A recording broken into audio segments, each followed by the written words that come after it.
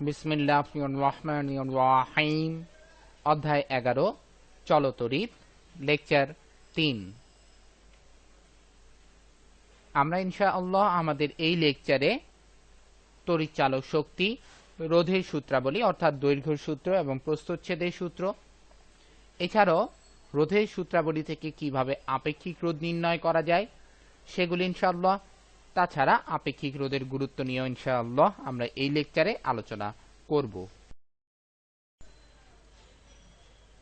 নতুন নতুন ভিডিও পাওয়ার জন্য মিজান একাডেমি ইউটিউবের চ্যানেলটিতে সাবস্ক্রাইব করুন এবং আমাদের সাথে থাকার জন্য, নতুন আপডেট পাওয়ার জন্য www.mizanacademy.com এ চোখ রাখুন এবং ফেসবুকে থেকে নতুন আপডেট অথবা ইনফরমেশনের জন্য ফেসবুকে মিজান একাডেমিতে একটি লাইক দিন। তড়িৎচালক শক্তি। তড়িৎচালক শক্তি বলতে বোঝায় যে একটি সার্কিট বা একটি বর্তনীর কোনো একটি বিন্দু থেকে আধানকে অর্থাৎ ইলেকট্রনকে সম্পূর্ণ বর্তনী ঘুরিয়ে আবার যদি আমরা ওই বিন্দুতে আনতে চাই তাহলে কি হবে? কাজ হবে। এই কাজের পরিমাণটাকেই তড়িৎচালক শক্তি বলা হয়। শর্ত হচ্ছে একক ধনাত্মক আধানকে ঘুরিয়ে আনতে হবে, অর্থাৎ 1 কুলম্ব চার্জকে নিয়ে আসতে হবে। আমরা ধরে নেই যে লাইক দিস, এটা একটা সার্কিট। এই সার্কিটের এই মাইনাস পয়েন্ট থেকে ইলেকট্রনটাকে ঘুরিয়ে এভাবে নিয়ে এসে আবার এই বিন্দুতে আনা হলো, তাহলে একটা কাজ করতে হবে অবশ্যই।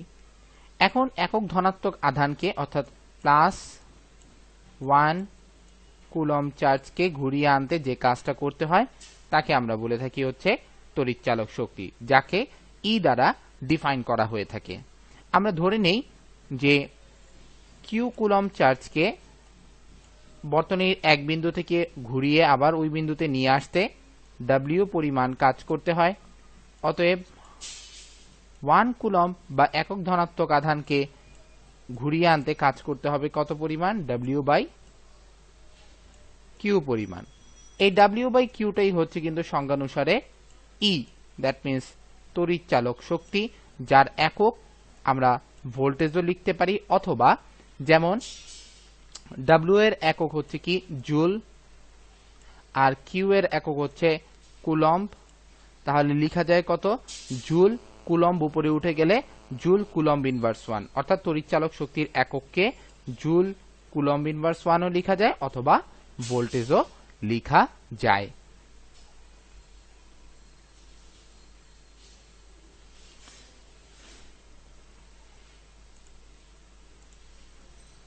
বিভব পার্থক্য।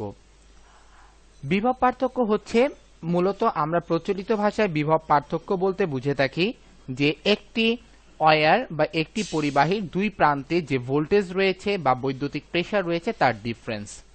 অ্যাকচুয়ালি এই বিভব পার্থক্য যদি আসলে না থাকে তাহলে কিন্তু এর ওয়্যারের ভিতর থেকে কারেন্ট কিন্তু ফ্লো হবে না। এখানে যে কথাটা বোঝাচ্ছে তড়িৎচালক শক্তির মতোই সংজ্ঞাটা এখানে, যে বৈদ্যুতিক বর্তনীর দুইটি বিন্দুর মধ্য দিয়ে একক ধনাত্মক আধান স্থানান্তরিত হলে যে পরিমাণ তড়িৎ শক্তি অন্য ধরনের শক্তিতে রূপান্তরিত হয় তার পরিমাণ ওই দুই বিন্দুর বিভব পার্থক্য। মানে মূল কথা হচ্ছে যে আমি এটা একটা আমার ওয়্যার, এই ওয়্যারের এই প্রান্ত থেকে এই প্রান্তে আমি চার্জ পাঠাবো,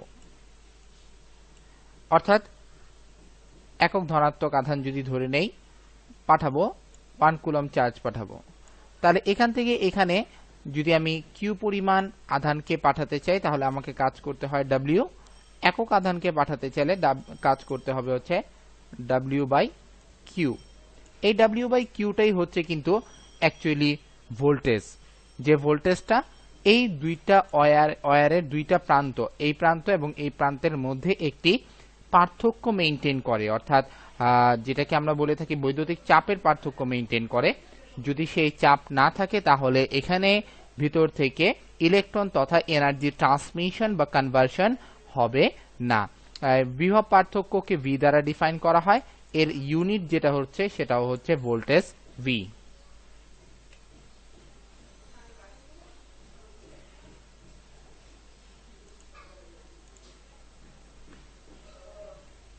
আমরা এখন ইনশাআল্লাহ রোধের সূত্রাবলী নিয়ে আলোচনা করব। এর আগে আমরা জেনে নেই যে কোনো পরিবাহীর যে রোধ রয়েছে সেই পরিবাহীর রোধ হচ্ছে এর ভিতর থেকে ইলেকট্রনের ফ্লোটাকে বাধা প্রদান করার যে ক্যারেক্টার সেটা। এখানে এই পরিবাহীর রোধ মূলত পরিবাহীর 4টা প্যারামিটারের উপর নির্ভর করে। প্রথমটি হচ্ছে যে পরিবাহীর দৈর্ঘ্য অর্থাৎ পরিবাহীর লেন্থ যেটাকে আমরা বলে থাকি, যাকে আমরা অনেকটা এল দ্বারা ডিফাইন করি। পরিবাহীর প্রস্থচ্ছেদের ক্ষেত্রফল অর্থাৎ কত মোটা বা চিকন, যেটাকে আমরা এ দ্বারা ডিফাইন করি। পরিবাহীটা কি উপাদানের তৈরি, সেটা কি লোহার তৈরি না তামার তৈরি, এবং পরিবাহীর তাপমাত্রা, পরিবাহীর টেম্পারেচার কত সেইটা। এই 4টা বিষয়ের উপর মূলত রোধ অর্থাৎ পরিবাহীর রেজিস্টিভিটি এটা ডিপেন্ড করে।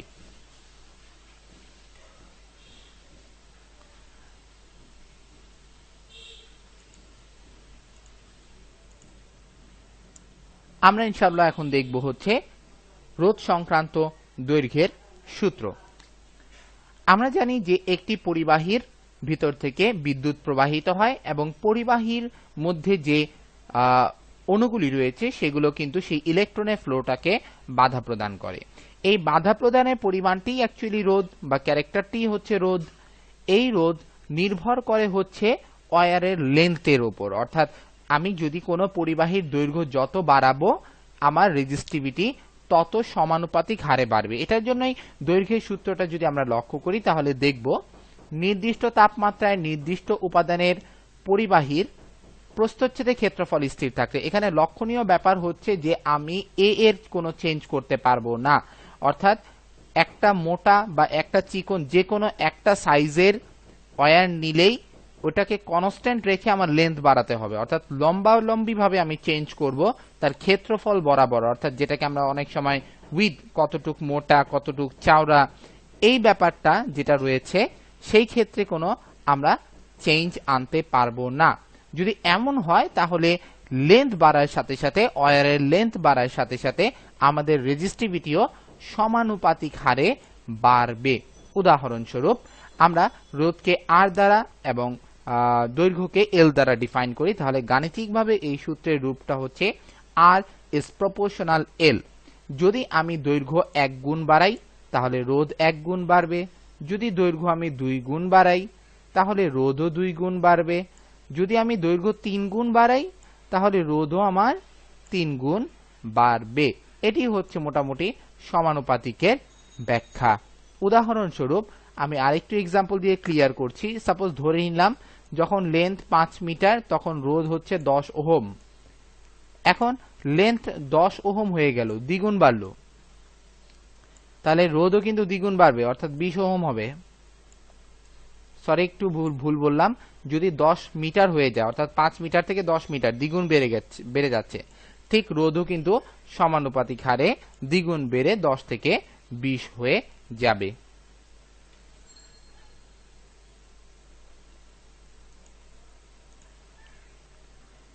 ক্ষেত্রফলের সূত্র। ক্ষেত্রফলের সূত্রের ক্ষেত্রে লক্ষণীয় ব্যাপার হচ্ছে যে এইখানে আমার এল অর্থাৎ দৈর্ঘ্য স্থির থাকবে। আমার আগের সূত্রটাতে কিন্তু ক্ষেত্রফলটা স্থির ছিল, এ স্থির ছিল। এখানে আমি লেন্থের কোনো চেঞ্জ আনতে পারবো না, যতটুকু লম্বা রয়েছে ততটুকুই থাকবে।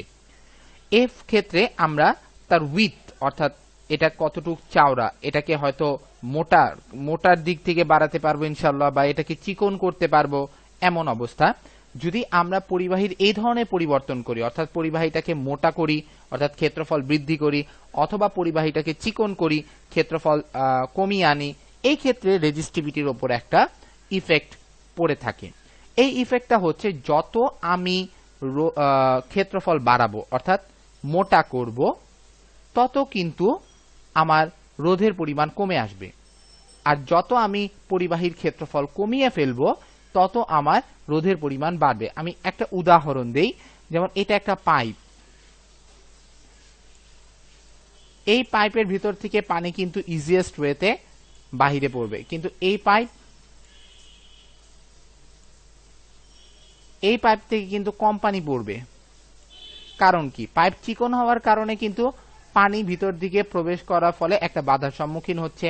আর এই পাইপ বড়, এর প্রস্থচ্ছেদের ক্ষেত্রফল বড়, জায়গা বেশি আছে, সো এখান থেকে পানি এসে এখান থেকে বেরিয়ে যেতে কিন্তু তাকে বাধার সম্মুখীন তেমন হতে হচ্ছে না। তার মানে রোধ কমে আসতেছে, রোধ মিশ্রিত হচ্ছে বাধা।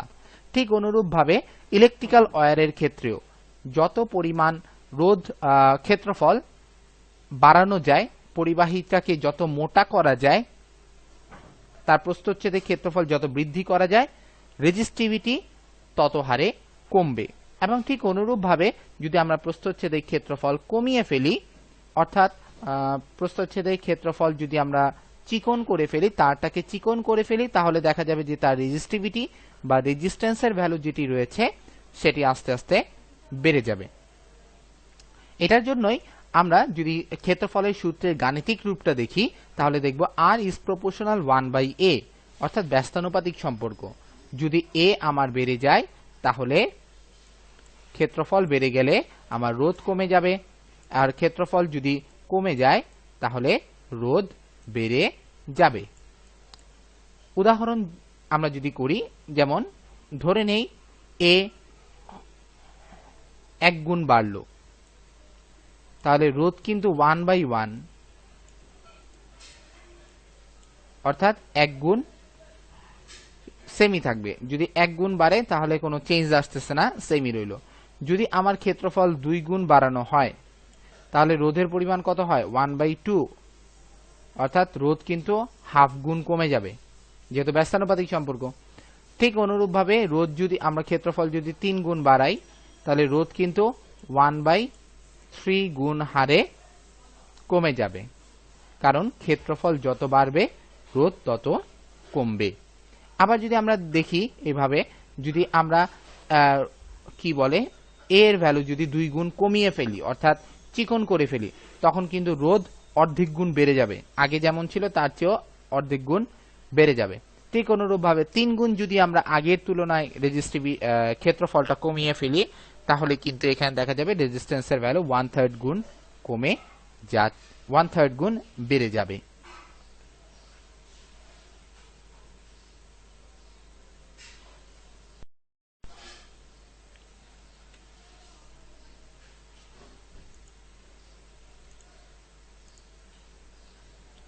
আমরা প্রথম সূত্র থেকে দেখেছি যে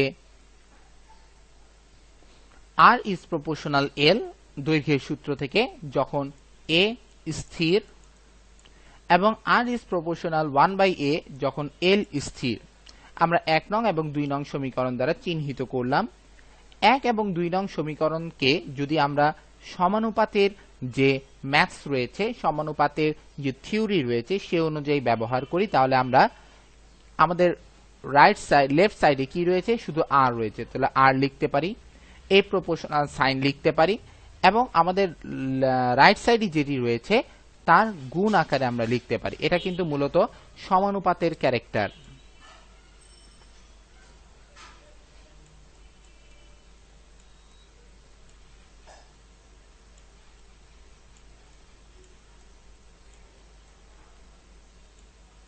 সমানুপাতের ধর্ম,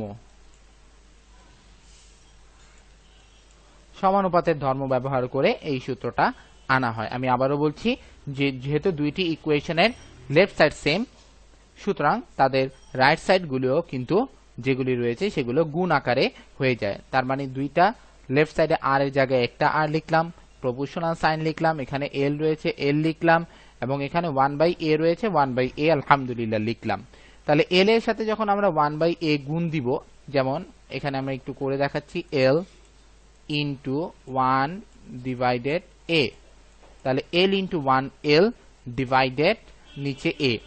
এখন এই প্রপোর্শনাল সাইনটা যখন উঠে যাবে, তখন কিন্তু এখানে একটি ইকুয়াল আসবে এবং সমানুপাতিক ধ্রুবক আসবে। তাহলে এই যে ইকুয়াল আনলাম এবং এই যে সমানুপাতিক ধ্রুবকটা এখানে নিয়ে আসলাম, যে সমানুপাতিক ধ্রুবকটিকে আমরা রো হিসেবে চিনে থাকি, এটাকে আমরা রো বলে থাকি, এবং এই রো এর যে নামটি রয়েছে সেটি হচ্ছে এইখানে আপেক্ষিক রোধ হিসেবে পরিচিত।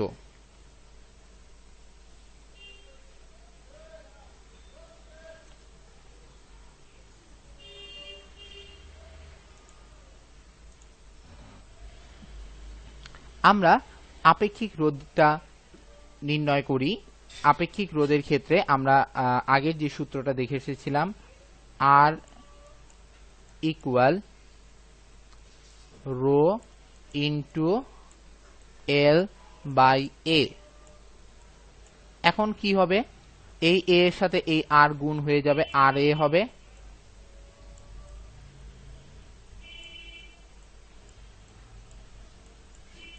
আর এখানে রো এর সাথে এল গুণ হয়ে রো এল হবে। আমার রো দরকার, তার মানে এল এখানে গুণ অবস্থায় রয়েছে, তাহলে এটাকে নিচে পাঠিয়ে দেই।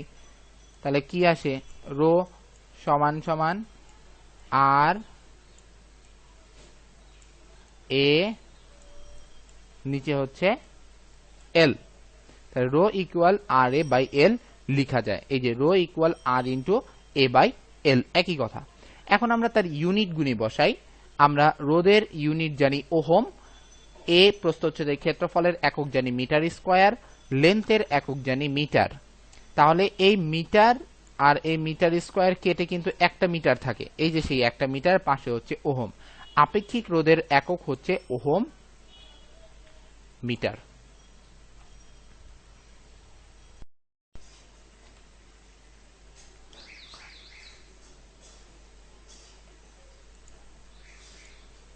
আপেক্ষিক রোধের তাৎপর্য। আপেক্ষিক রোধের ক্ষেত্রে আমরা জানি যে প্রত্যেকটি বস্তুরই একটি আলহামদুলিল্লাহ ইন্ডিভিজুয়াল আপেক্ষিক রোধ রয়েছে, অর্থাৎ প্রত্যেকটি বস্তুরই, প্রত্যেকটি পদার্থের একটি স্বতন্ত্র আপেক্ষিক রোধ রয়েছে। কোনো কোনো বস্তুর ক্ষেত্রে আপেক্ষিক রোধ বেশি থাকে, কোনো কোনো বস্তুর ক্ষেত্রে আপেক্ষিক রোধ কম থাকে। যে পদার্থের আপেক্ষিক রোধ বেশি তার ভিতরের কিন্তু বাধা বেশি, অর্থাৎ সেই পরিবাহীটার ভিতরে ইলেকট্রন ফ্লো ইজিয়েস্ট ওয়েতে হতে পারে না, অর্থাৎ বাধাপ্রাপ্ত হয়, সেটা সুপরিবাহী হিসেবে কাজ করে না। কিন্তু যে পরিবাহীর আপেক্ষিক রোধ কম, তার ভিতরে বাধা কম, এটার জন্য সেটি তড়িৎ সুপরিবাহী, অর্থাৎ ইলেকট্রন ইজিয়েস্ট ওয়েতে পাস করতে পারে। এটার জন্য তামার ক্ষেত্রে আমরা জানি তামার মোটামুটি ভাবে আপেক্ষিক রোধের পরিমাণ তুলনামূলকভাবে কম রয়েছে অন্যান্য মেটালের চেয়ে, পদার্থের চেয়ে। এটার কারণে তার ভিতর থেকে ইলেকট্রন ইজিয়েস্ট ওয়েতে মুভমেন্ট করতে পারে। এটার কারণে তামার তার কিন্তু বৈদ্যুতিক তার হিসেবে ব্যবহৃত হয়, যাতে করে সেখানে রোধ কমে আসে, এবং রোধ কমলে আই স্কয়ার আর যে একটি লস রয়েছে, অর্থাৎ হিট ক্রিয়েট হয়, সেটা পরিমাণ কমে যাবে। নাইক্রোমের ক্ষেত্রে নাইক্রোমের তারের কিন্তু আপেক্ষিক রোধের পরিমাণ অনেক বেশি। নাইক্রোমের তারের আপেক্ষিক রোধের পরিমাণ বেশি হওয়ার কারণে সেটা কিন্তু হিটার হিসেবে ব্যবহৃত হয়, কারণ হিটারের হিট প্রডিউস তখনই হবে যখন ইলেকট্রন কোনো পরিবাহীর ভিতর থেকে যেতে বাধাপ্রাপ্ত হবে, অর্থাৎ তার অণুগুলির ভিতর কোলিশন সৃষ্টি হবে, ঘর্ষণ ক্রিয়েট হবে, এবং সেই কারণে সেখান থেকে হিট ডিসিপেট হবে। এবং নাইক্রোমের তারের মধ্যে আপেক্ষিক রোধের পরিমাণ বেশি, এটার কারণে সেটি সুপরিবাহী নয়, এবং সুপরিবাহী নয় বিধায় তার ভিতর থেকে ইলেকট্রন মুভমেন্টের সময় কোলিশন বা ঘর্ষণ হয়, এটার কারণে হিট ক্রিয়েট হয়। এটার জন্য আলহামদুলিল্লাহ হিটার হিসেবে নাইক্রোমের তারটা ব্যবহার করা হয়ে থাকে।